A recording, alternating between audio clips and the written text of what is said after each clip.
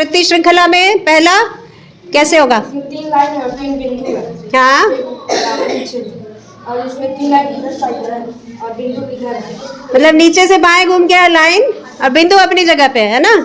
और ये इसमें ना इधर घूम जाएगा और ऊपर वाला जो बॉक्सेस बने हुए हैं वो जहाँ है वहीं रहेंगे, है ना। जिस दिशा में है उसी दिशा में बॉक्सेस रहेंगे। और जो लाइन है वो किधर घूम जाएगी? नीचे वाली बाएं घूमी है तो ऊपर की तरफ जो जा रही है वो दाहिने घूम जाएगी। Very good. अगला बताओ। ऊपर त्रिभुज है और नीचे सर्कल है। इसमें ऊपर त्रिभुज सर्कल लगा है, नीचे त्रिभुज है और घूम भी तो गया है।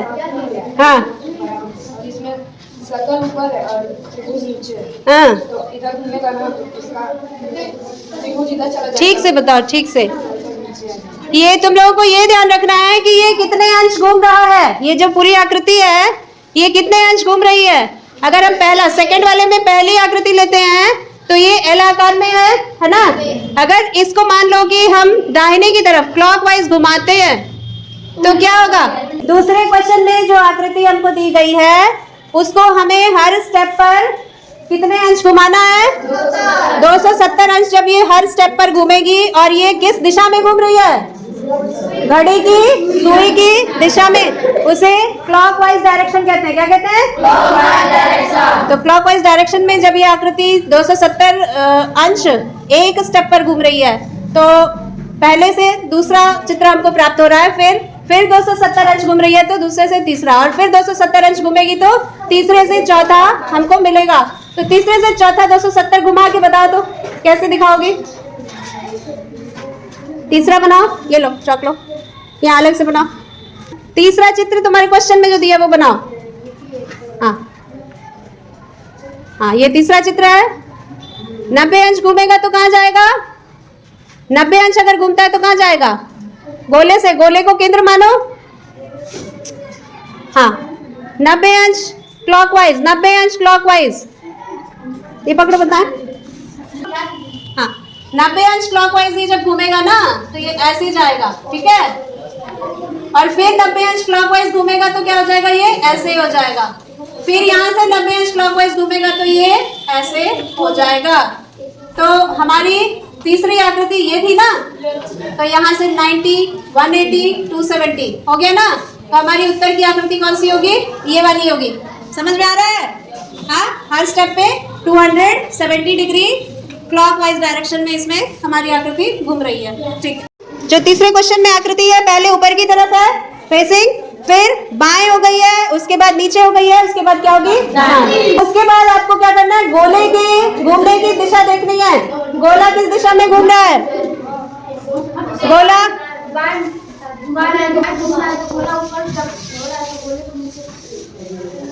गोले को नीचे कर दिया जा रहा है। गोला भी क्लॉकवाइज डायरेक्शन में घूम रहा है। गोला जो है देखो, आकृति जो है वो एंटी क्लॉकवाइज घूम रही है, उल्टी दिशा में, यानी कि घड़ी की सुई की उल्टी दिशा में। और जो गोला है वो घड़ी की सुई की दिशा में घूम रहा है। तो पहले दाहिने है, फिर नीचे आया, फिर बाएं गया, फिर ऊपर जाएगा।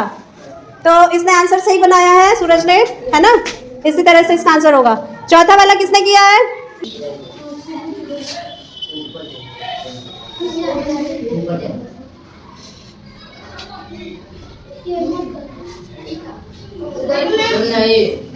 कुछ गलत कर रही हो?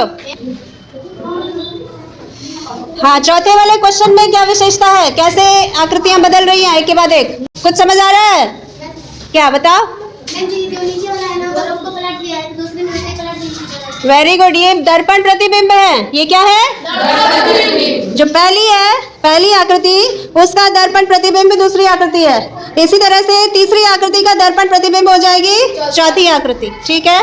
तब चित्र की श्रृंखला में, आकृति की श्रृंखला में आपको जो चीजें ध्यान रखनी है वो क्या है? एक तो आकृति किस दिशा में घूम रही है? क्लॉकवाइज घूम रही है घड़ी की सुई की दिशा में, या एंटी क्लॉकवाइज घूम रही है घड़ी की सुई की उल्टी दिशा में, ठीक है। दूसरी चीज ये ध्यान रखनी है कि कितने अंश वो घूम रही है हर स्टेप पर। अगर तुम एक वृत्त लो, गोला लो, तो उसके केंद्र पर कितने अंश का कोण बनता है टोटल? 360 अंश का कोण बनता है ना। तो 360 अंश को अगर तुम 4 बराबर भागों में बांटोगे तो 90-90 का एक पार्ट हो जाएगा, ठीक है ना। तो तुमको आकृति को देखना है कि वो किस दिशा में कितने डिग्री घूम रही है, ठीक है। उस हिसाब से श्रृंखला का अगला चित्र तुमको मिलेगा। तीसरी चीज जो ध्यान रखने वाली है कि उसमें कुछ आंसर दर्पण प्रतिबिंब के अनुसार भी निकलते हैं, ठीक है। तो पहला अगर दूसरे का दर्पण प्रतिबिंब है तो तीसरा चौथे का दर्पण प्रतिबिंब होगा, यानी शीशा सामने रखने पर आकृति जैसी दिखेगी वही उसका आंसर हो जाएगा, ठीक है। करके दिखाओ।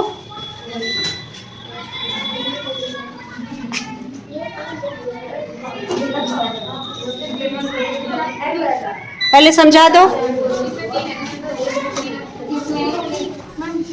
इसमें इधर है, इधर वाला इधर है, तो इसमें नीचे आ गया और इसमें इधर है तो इधर से आपको पता चलेगा। अच्छा, तो ये जो शेडेड क्वेश्चन नंबर 5 में जो शेडेड पार्ट है, जो शेड किया हुआ भाग है आकृति का, वो किस दिशा में घूम रहा है?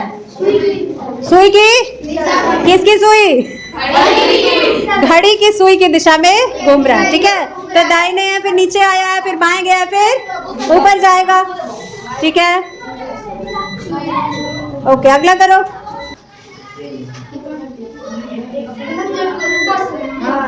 ठीक है, वेरी गुड।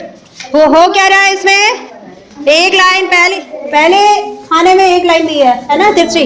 दूसरे खाने में उसके एक सिरे से दूसरी लाइन निकल गई है उल्टी दिशा में, है ना। फिर तीसरे खाने में उसके एंड पॉइंट से तीसरी लाइन निकली है उसकी उल्टी दिशा में, यानी ये लाइन जिग जैग जाएगी, ठीक है। जिग जैग समझते हैं ना, ऐसे ऐसे करके, है ना। तो चौथे में एम बना है, तो पांचवे में क्या होगा? एम के दाहिने एंड पॉइंट से एक लाइन निकलेगी ऊपर की तरफ, ठीक है। उसके बाद सातवां कौन करेगा?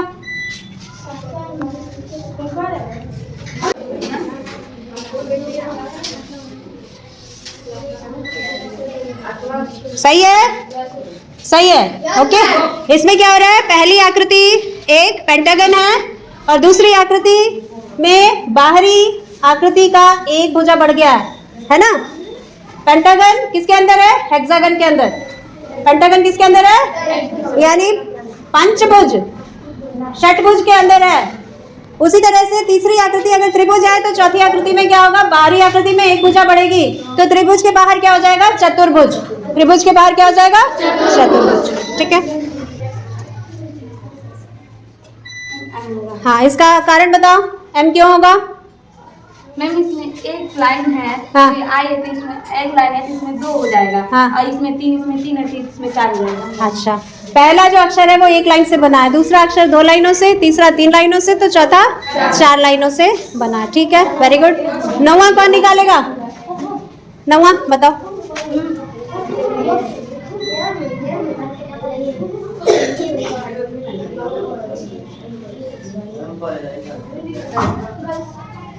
अच्छा, कौन कह रहा है गलत है? जो गलत बता रहा है वो आके सही करे। यहाँ पर जो एस है, यहाँ पर नीचे है, बीच हाँ। में टी और पी है। यहाँ पर एस ऊपर आ गया है, बीच में टी आ जाएगा और नीचे, बीच में पी आ जाएगा और नीचे टी। तो ये ऐसे नीचे है पी, बीच में एन ऊपर है, तो यहाँ पर ये वाला लाइन पी ऊपर हो जाएगा, एन बीच में हो जाएगा और पी नीचे हो जाएगा। अच्छा, और इनकी दिशा, लिखने की दिशा, एस की दिशा देख रही हो कैसी है? या उल्टी है, तो उसमें क्या होगा? इसमें सीधी हो तीर के निशान की दिशा वैसे बदल जाएगी, क्लॉकवाइज, है ना। घड़ी की सुई की दिशा में तीर के निशान की दिशा बदल जाएगी, जैसे एस बदला है ना। और पी किनारे था, राइट कॉर्नर टॉप पे था, तो वो बीच में आ गया है, बीच में आया है तो उल्टा हो गया। पी बीच में आया है तो उल्टा हो गया है, तो एन बीच में आएगा तो उल्टा हो जाएगा ना। तो उल्टा एन लिखोगे तो कैसे लिखाएगा? वो भी तो वैसे ही लिखाएगा यार। एन को उलट के देखो कैसे होगा। एन को जब उलाटा जाएगा, एन को भी 180 डिग्री, बात ही करो। एन को 180 अंश उलाटा जाएगा, दाहिने की तरफ घुमाया जाएगा 180 अंश क्लॉकवाइज डायरेक्शन में, तो वो एन जैसे था वैसे ही रहेगा, लेकिन उसका स्थान बदलेगा। स्थान कहाँ आ जाएगा? एन का स्थान कहाँ आ जाएगा? और लिखा जाएगा जैसे है वैसे ही, क्योंकि उसको अगर हम 180 अंश घुमाते भी हैं तो वो एन उसी तरह से लिखा जाता है, ठीक है। तो एन बीच में आ गया, और उसके बाद पी कहाँ जाएगा? पी कहाँ गया? किनारे दाहिने किनारे आ जाएगा। तो तुम्हारा आंसर एक बार और इस बॉक्स में लिख दो, आंसर बॉक्स में लिख दो। यही वाला जो आंसर तुम निकाली हो वो बॉक्स में लिखो, क्वेश्चन मार्क मिटाओ।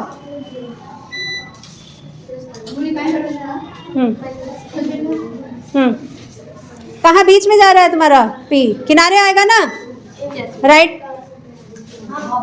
कॉर्नर,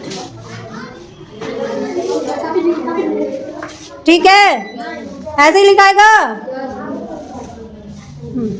ठीक है, जाओ। लास्ट वाला किसको आ रहा है? बोलो, खाली समझाना है। 9वां इसमें एस हाँ। दिया है कि हाँ। एस को यहाँ पे सीधा कर दिया है, हाँ। और पी यहाँ पे पी को बीच में लाके उल्टा कर दिया है, हाँ। टी को यहाँ पे उल्टा कर दिया गया हाँ। है। यहाँ पे एन और पी और एन है। क्यों तुम लोग बोल रहे हो? एकदम बदतमीजी की लिमिट नहीं है तुम लोगों की कोई।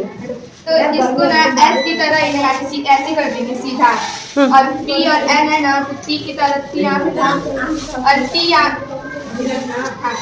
एन को यहाँ पे ना, जैसे पी उल्टा हुआ है उसको एन को उल्टा कर देंगे, और यहाँ पे टी सीधा था और कोने से बीच में ले आएंगे एन को, है ना, और पी बीच में था, और टी की तरह इसको पी को उल्टा कर देंगे। पी को ऊपर की तरफ घुमा देंगे और लेटा देंगे, है ना। उसका डायरेक्शन हमने बदल के एंटी क्लॉकवाइज 90 डिग्री चेंज कर दिया है, ठीक है। यानी एन को हमने 180 अंश घुमाया है क्लॉकवाइज डायरेक्शन में, पी को हम 90 अंश घुमाएंगे एंटी क्लॉकवाइज डायरेक्शन में, ठीक है। और एरो जो है तीर का निशान वो 90 अंश क्लॉकवाइज डायरेक्शन में घूमेगा, ठीक है।